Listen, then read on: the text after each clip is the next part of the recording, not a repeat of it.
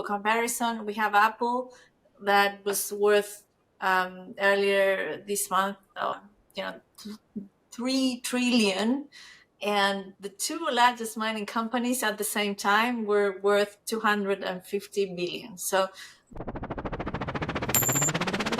hey, we're finally back with the Deals podcast with your hosts, Lucho, Saenz, and Paola Rojas. And we're going to talk today about Appian and the 2 billion in dry powder. And we're going to close with some rumors that have been reported about Glencore and Pan American Silver. So you want to stick around until the end. Let's talk about Appian. Has had one big exit in the past couple months, and they also came out with a very interesting comment in terms of the money that they have available. The note said, the article said that they have about 2 billion in dry powder, which is a really nice chunk of cash. Do you wanna comment on that, and then I'll give some other. Yeah, I mean, we talked a little bit about the private equities, right? And you're seeing a lot of activity in that space. I mean, the private equities that have done well, have come up with new funds, have raised new money. The stakes are getting higher, right? I mean, they having, north of $1 billion means that you have to look for deals of a certain size, and you have to pick, not only where you're going to do it, but how you're going to do it. And Appian particularly, they've taken a very active role in the management of the companies that they get involved in. I mean, either putting a management team that they trust, or taking over management teams, but they have been taking a very active role, and that requires a lot of cash, right? And as you said, I mean, they've had a one particular exit, the recent one in Brazil, but this is not their first win, and I think they're trying to sort of put themselves in the market and saying, we're open for business. We've got the cash and we've got the management, as a fund. I mean, they have done, at least here in Peru, but for their global team, they've had a number of hires that are high profile. Okay. Yeah, it was Hochschild.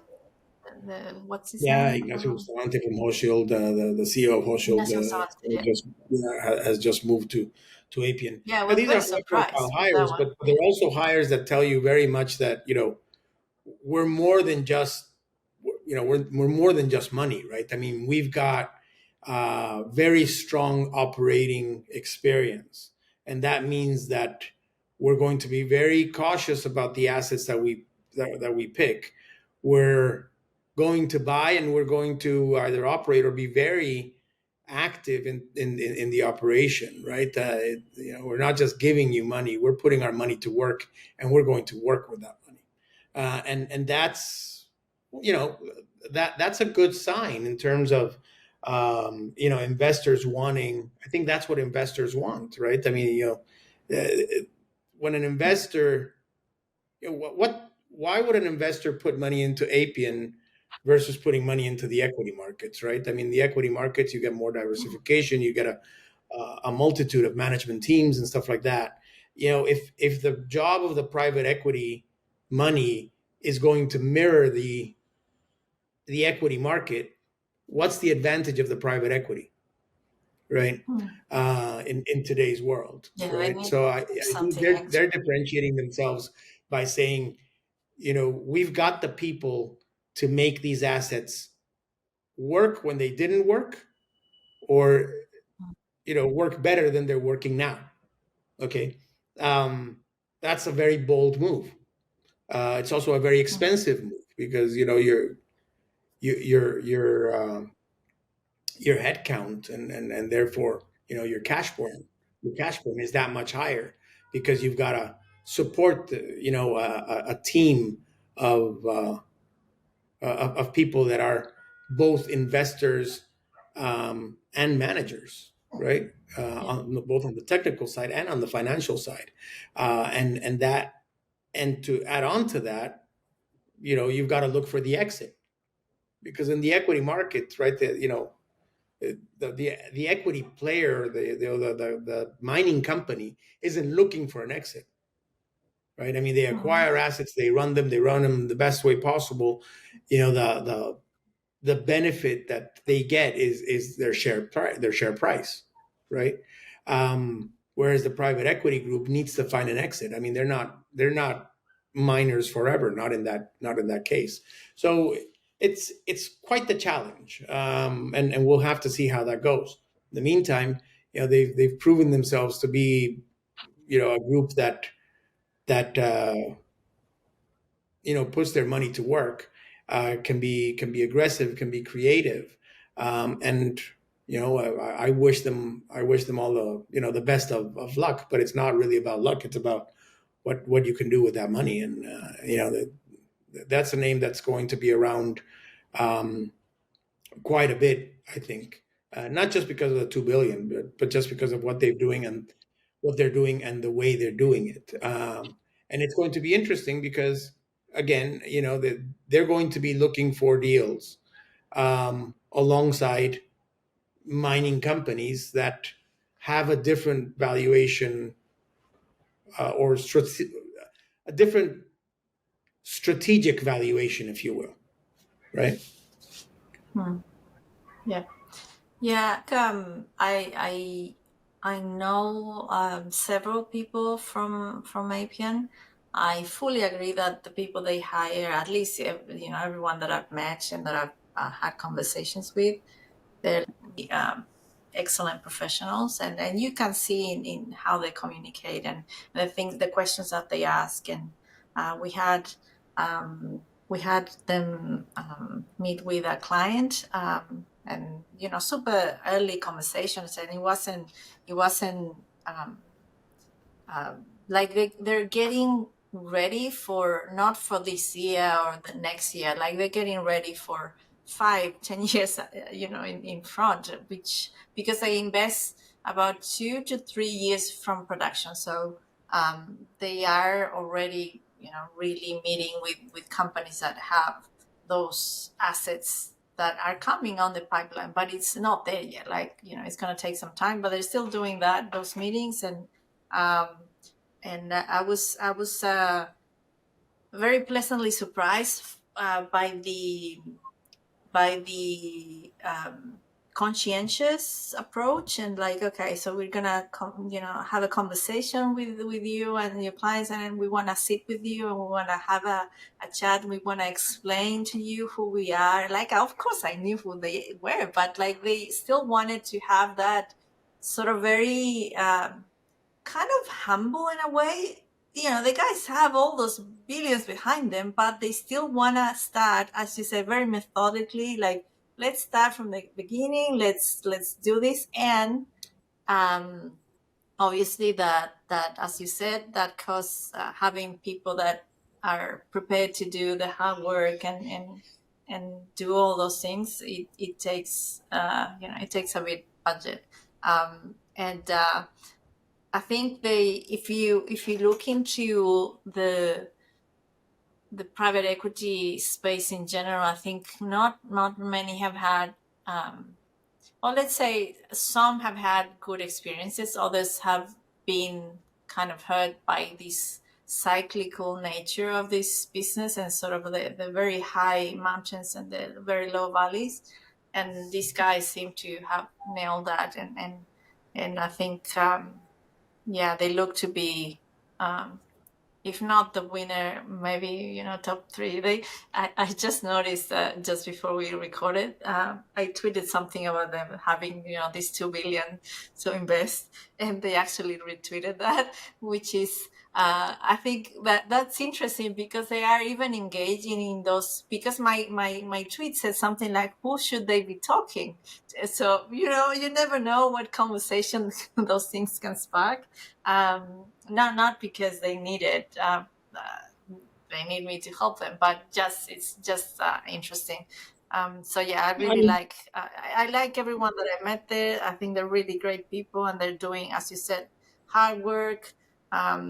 They're showing, success. They're showing great exits. So, and I guess, if you're an endowment and university, or a pension fund, like, it's hard to allocate money to mining because they're just too small. Like, the companies are just too small. For comparison, we have Apple that was worth, earlier this month, you know 3 trillion, and the two largest mining companies at the same time were worth 250 billion. So the disparity is like, this is a small sector of the economy. So you have these insane pools of money, that have so much money to put to work, and this is such a small sector that, the amount of due diligence that they would have to go through to just put money in one or two miners, it obviously makes sense to find someone like, Appian, to manage that money and find opportunities. And as you said, they're super hands-on. So I think that's, also a very good, attractive point for these large, pools of money. Yeah, but I mean, you've got other players. I mean, the guys that are making a lot of noise lately are the guys from La Mancha, um, Yeah, the guys from Orion. They're making a lot of noise. I mean, yeah, a lot of smart money out there. What I'd like to see is some of this smart money organizing itself into smaller pools of capital, because again, when you've got $2 billion worth of dry powder, and really a lot there. Appian's not the only one, right? I mean, it's the one that came out on the news, but yeah, there are a number of yeah. There's a others lot that we don't hear about.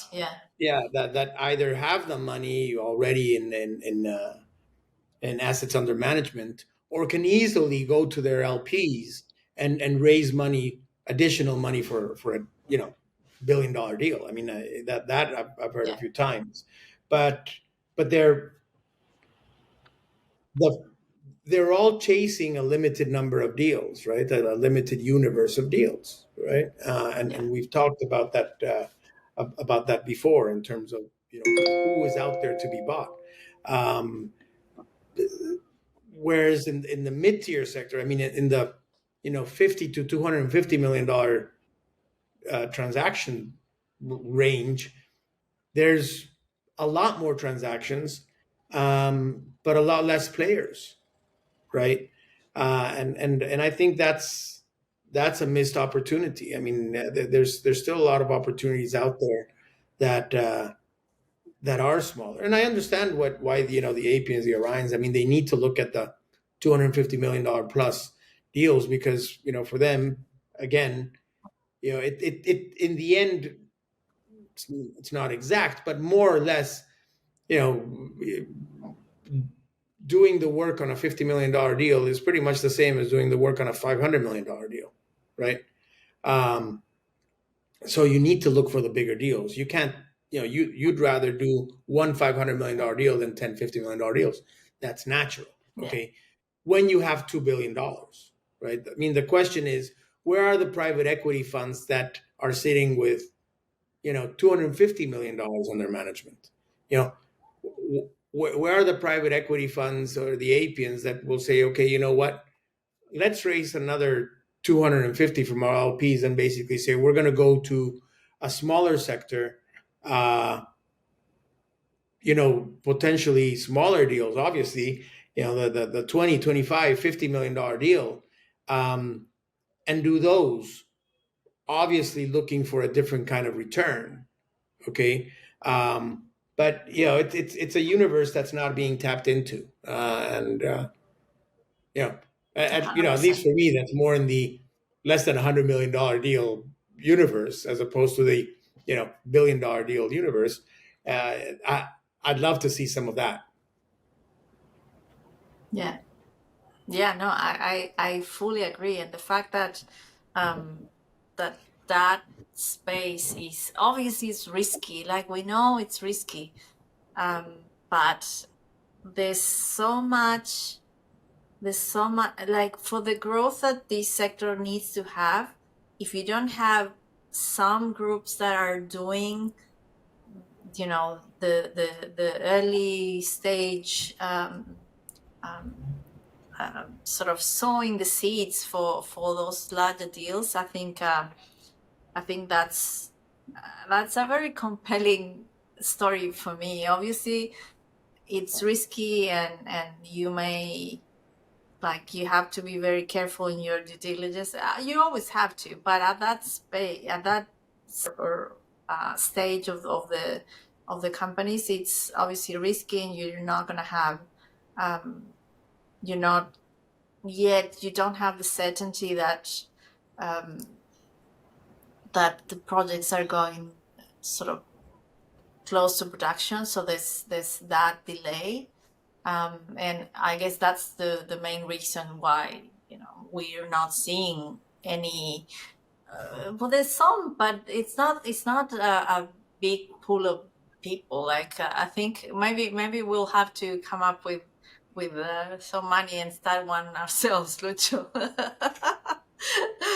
I think it's definitely a space that is needed, something that is needed, a sector, a group of players that are needed in that section of the of the market, and there are ways. Obviously, you're gonna have to have LPs that are patient, because you can't expect this a fund in this sector to behave the way a normal consumer, or somewhere you have companies where you have a product and you're gonna you get your product ready and then you sell it, and then you're gonna start having revenue in a year or 2 years, and that doesn't happen in this sector.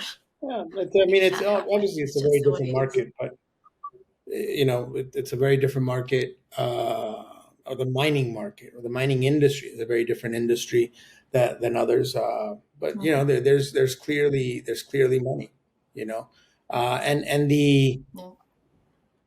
the way private equity looks at transactions is very different from a mining corporate looking at transactions, right? The private equity has um, higher expectations of return than a mining company typically, right? When they're evaluating a project, but the metrics are very Yeah. different, and it's a different mix. And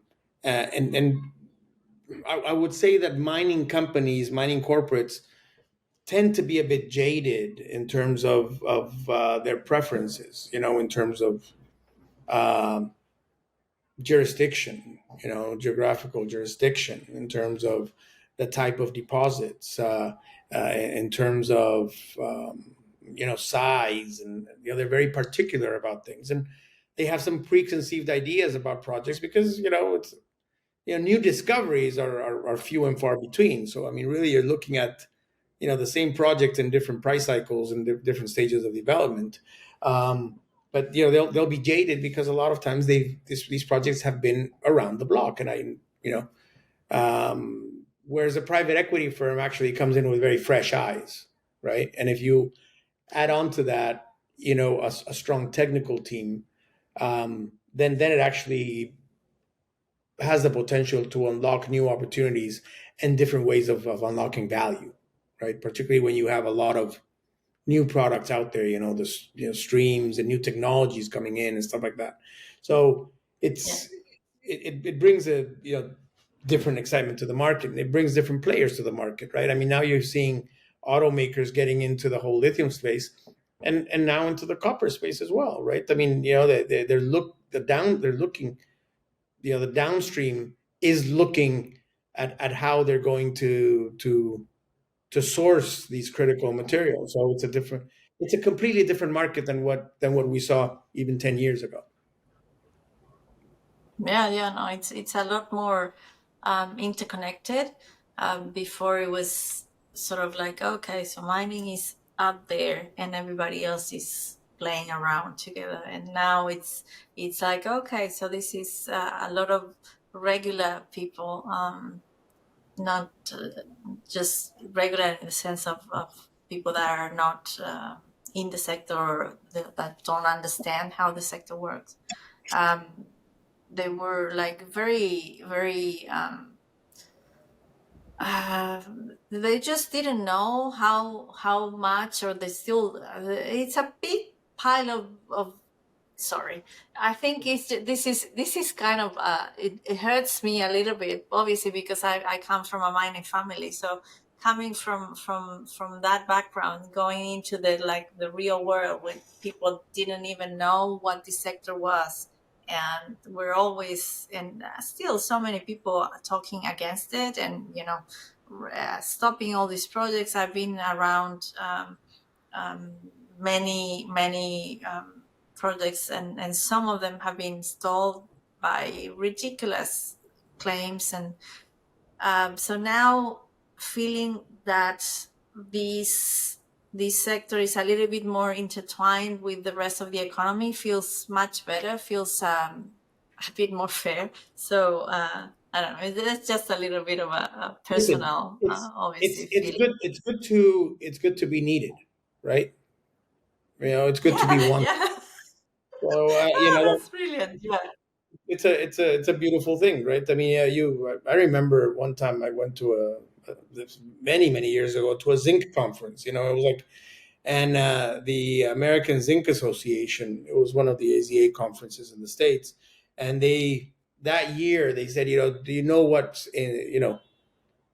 zinc is used for, right? Then you think about steel and the construction sector and stuff like that. But I mean, zinc is everywhere, right? I mean, it's widely used and people don't know it. I mean, a lot of, if zinc mines did not exist, um, you know a lot of our usual daily things would cease to exist, or would have a very different form. But people just don't realize that, and they're quick to judge.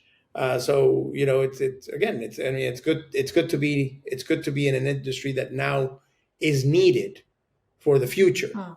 Yeah. And but that doesn't mean that the stigma is going to be gone, and that doesn't mean that Mm. the companies don't need to be socially responsible. They need to be socially responsible now more than ever, and Yeah. particularly the way things are going. Yeah. Yeah. No, absolutely. I think the fact that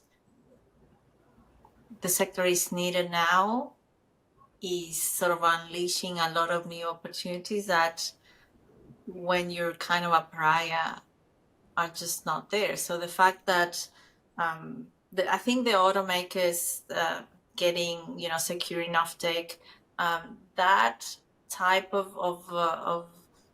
um, of change in the marketplace, and obviously it's happening because, especially with lithium, it happens because they need to secure the raw materials, and lithium doesn't have the sort of more organized. It still works mostly on the contracts, even though we have futures and that sort of hedge potential, which has helped more investors get into it. But the fact that you have automakers making deals with mining companies, regular people know automakers, they have a car, that's tangible. So seeing those types of companies doing deals with these obscure and quotes obscure companies, it's kind of a validating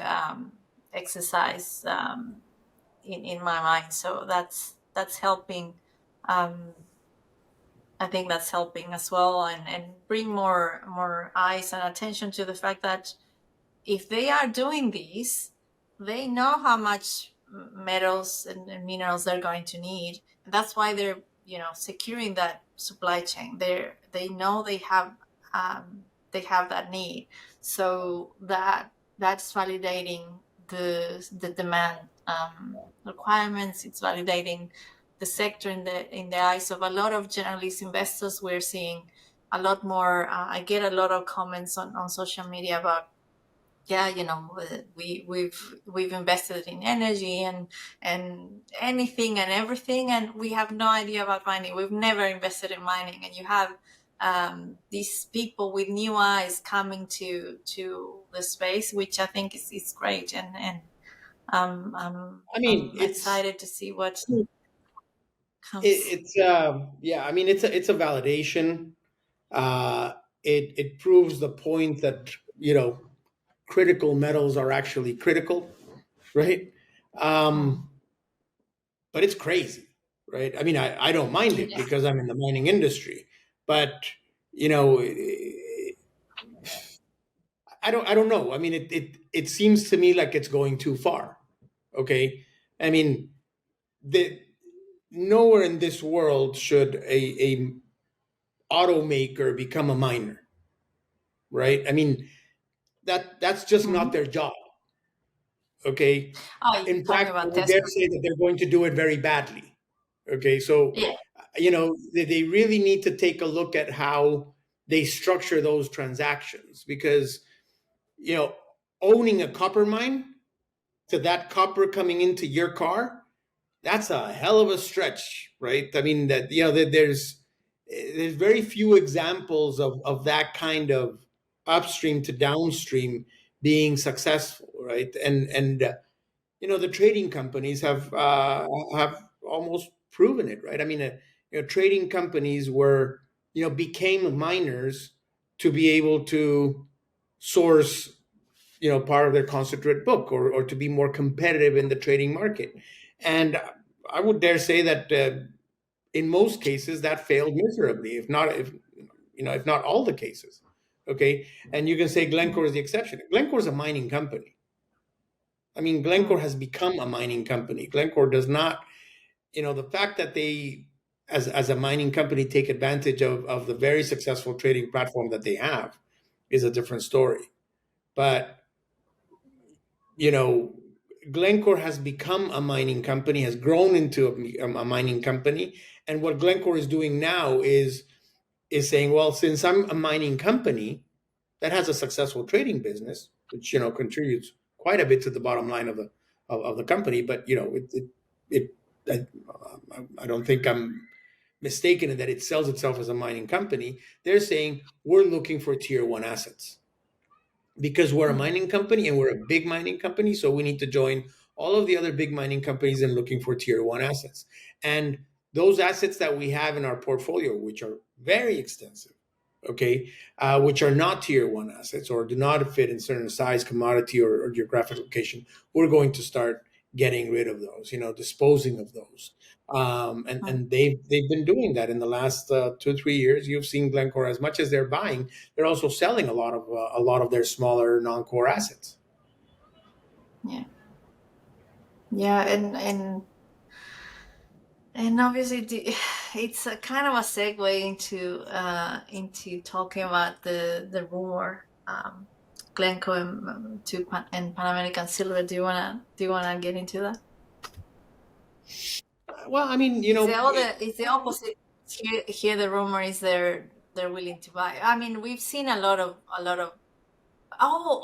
Before we get into that, um, part of these part of the Appian exit that we were talking about, the Brazil nickel portfolio that they sold to a consortium that was is ACG, which is an automaker that's it's backed. It's a new company. They're putting together a group that is backed by Glencore and a couple more, Stellantis, I think, if I'm not mistaken, yeah, no, I mean, Ferrari. there's a car company there, So there's these, Glencore, and a number of private equity funds. So I mean, it's a mixed bag. But yeah, also, I mean, you need that kind of expertise, and that kind of diversification. I mean, you're diversifying the risk. You're sharing the risk, if you will.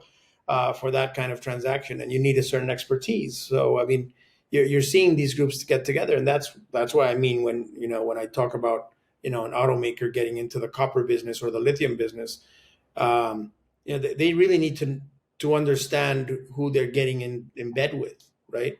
It's a lot easier in copper because you've got, as you said, in a mature market, a mature industry, and established, and a lot more difficult in lithium, right? I mean, that's a bigger challenge because you've got not only fewer producers, but a whole bunch of projects, and which one are you going to pick? And if it's a project that's in development, I mean, is that the right management team to develop it? Lithium America is being a case in point, right? But if yeah, again, I mean, it's a lot of smart money, and there's a lot that goes into the structuring of this about how you're going to take it forward. No, it's just and the amount, obviously, for the automakers talking about 1 billion, it's probably not that significant, but a 1 billion deal in mining, which is I think that's the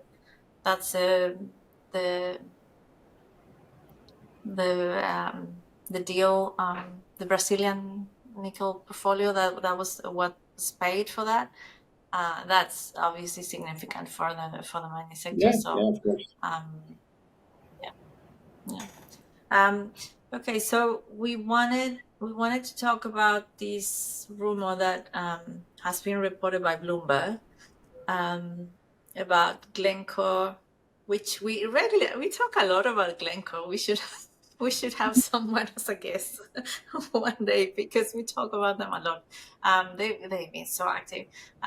So the rumor is that Glencore is reportedly in advanced conversations with Pan American Silver regarding a particular asset in Argentina. I have a deep history with that asset, and so I want to give some extra input. But why don't you start talking about the rumor, and then we'll comment. I actually, after this article came out and I was asking around, I actually heard that Glencore made an offer for that stake, and was rebuffed by Pan American.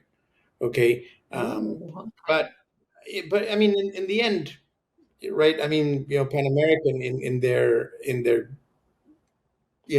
growth, they've acquired portfolios of assets, right? And Mara is an asset that's been around for a very long time. I remember when Aguarica was basically the extension of Alumbrera, right? Or was supposed to be the extension of Alumbrera, and that was 20 years ago. Right? But is Pan American going to get into the copper business? I don't think so. And I mean, developing Mara is going to take a lot of cash, a lot of investment, a lot of work. They had go ahead.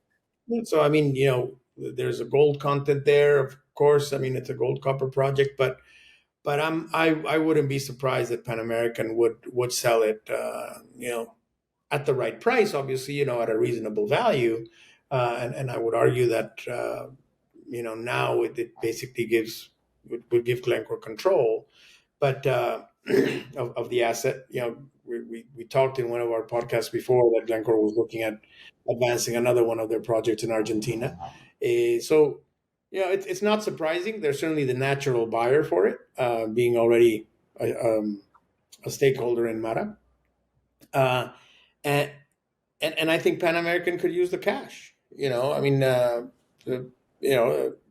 don't think it's a core asset for Pan American, but as a non-core asset, it has significant value. And surely when Pan American's bankers were looking at the Yamana acquisition, I mean, they were already thinking about the fees that they were going to get from the follow-on transactions that portfolio could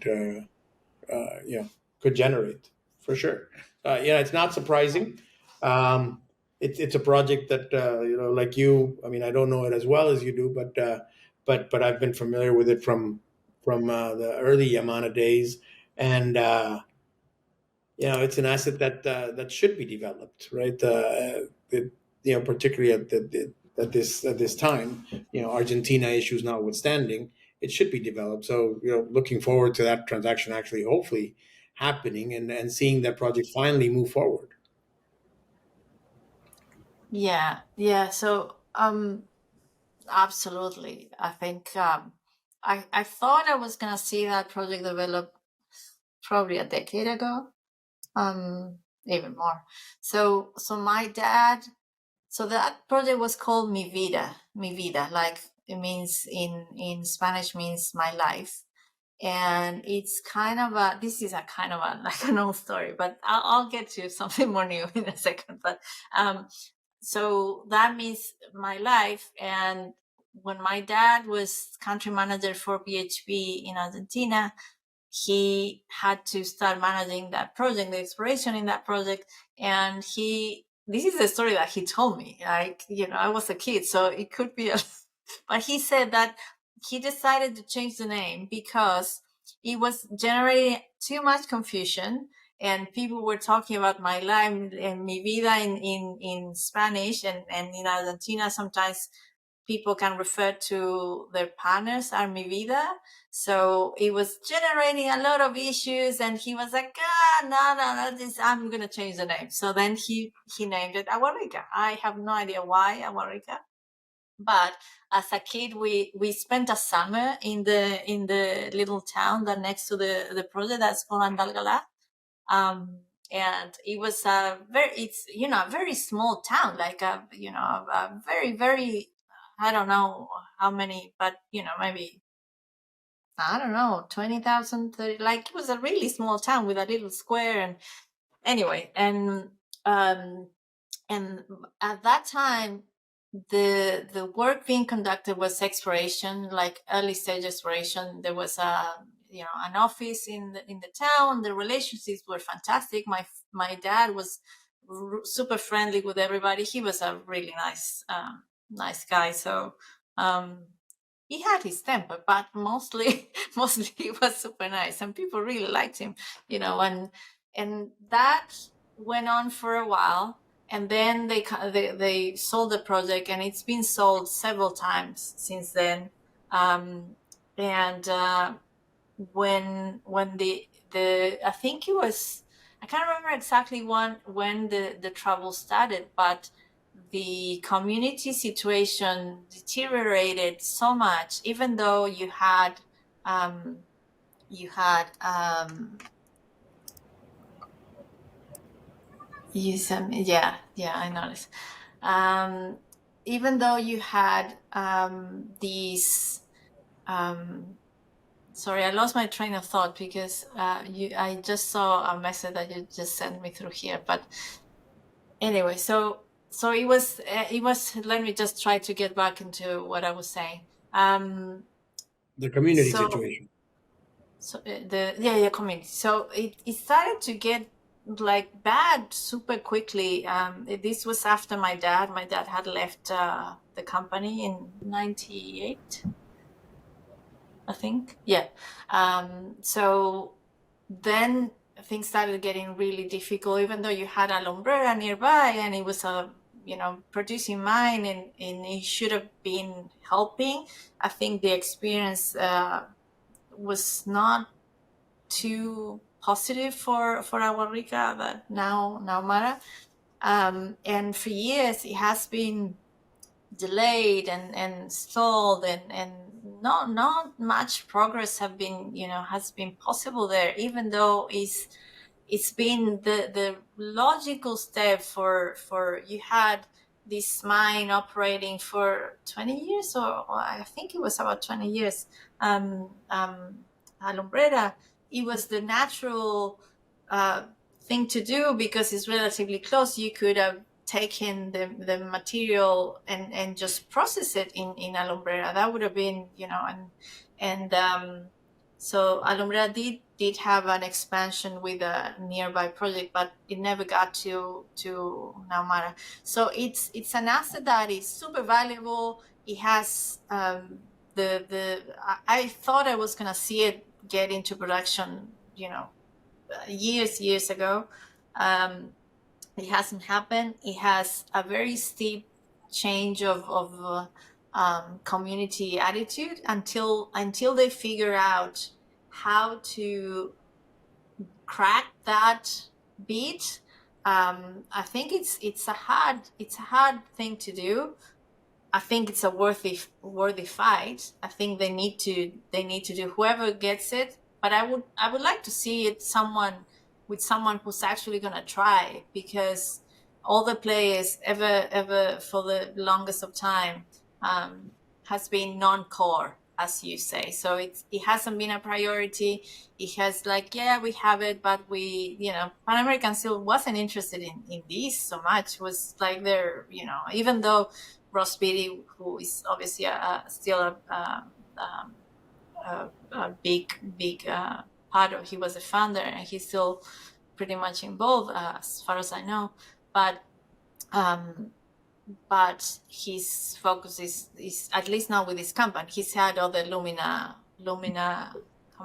Copper and other companies that have focused on copper, but with Pan American Silver, the focus has always been silver. So this acquisition was mostly a sort of opportunity play because of the currency restrictions in Argentina. It just made sense to do something there, and that's why they did it. So I agree. It's something that needs to happen. It needs to go into production. It should go into production. It should go like relatively soon, and it's a big one. It's a big asset. But the community side needs to be completely revamped and managed in a way that actually makes the community see that this is actually a thing that they need. Maybe it's with the change in the political climate. I think it's, even though the government over there is still not is still the Peronistas. I'm not I'm not a Peronista, so I struggle with what they do. But they have been saying that they are sort of very interested in getting the revenue that comes from mining. So that's kind of positive, if you want. And there's a new election coming in October, so that could also help. But yeah, it's a tricky road, but it's a worthy fight. I think it's super worthy.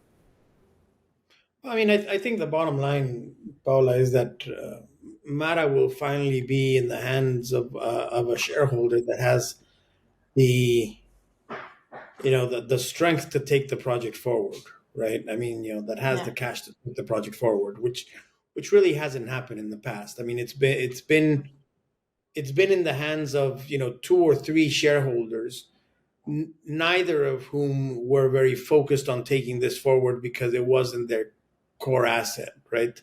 And they didn't have the cash to bring it. They didn't have the financial wherewithal to be able to take it forward without going into too much leverage, right?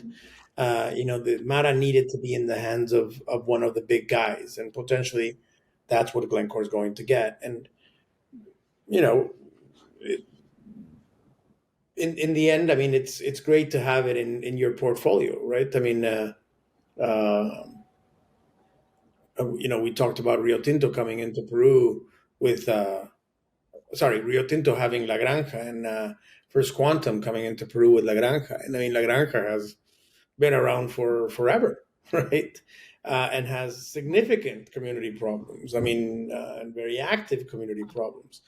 But it's still a tier one asset, and now it's in someone's portfolio that that potentially can take it forward, and that's the bet, right? And that's what the market is telling us, that you know they're playing they're going for the long-term play. I mean, betting on La Granja is a long-term play. Betting on Mara is a long-term play. Okay. And that's what strategic, players, namely the copper mining companies, are willing to do. Look at it in the long term. Yeah. Yeah. No, absolutely. Absolutely. Yeah. Yeah, I think there's a lot more that we can talk about, but we're gonna leave it here for now. That's it from us. You'll find additional sources and links mentioned in the description. And if you found this podcast useful or interesting, you may want to share with peers, and you may want to watch this other video next. Bye. All right. Bye bye. Thanks, Paola. Have a good day. You too. Hear from you in the comments below. Lucho and I will be back in 2 weeks. Until then, here's another related episode you may like to watch next. Bye!